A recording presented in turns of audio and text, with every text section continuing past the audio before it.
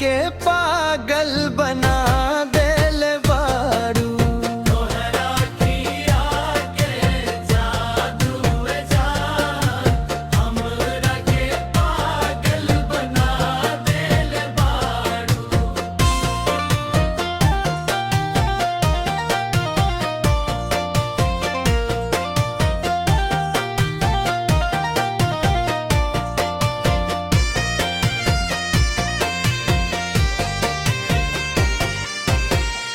गोरिया तोहार हंसिया चांद के हरावे।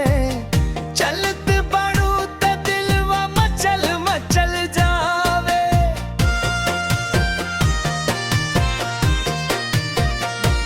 पियर साड़ी में लागेलू रानी। देख के तोहरा के दुनिया भुलानी।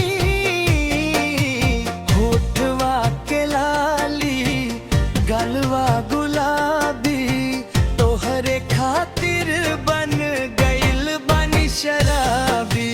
फुलवा के लाली गलवा गुलाबी तोहरे प्यार तेरे बन गइल बानी शराबी।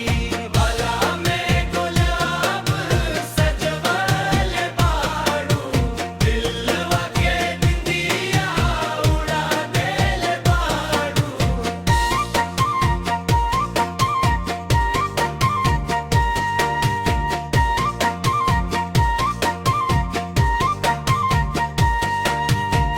सांझ सवेरे बस तोहर चेहरा दिलवा में बसल बा प्यार सुनहरा।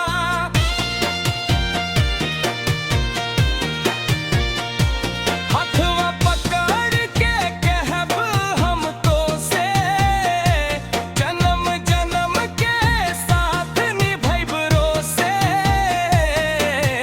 चांदनी रात में सपना सजाई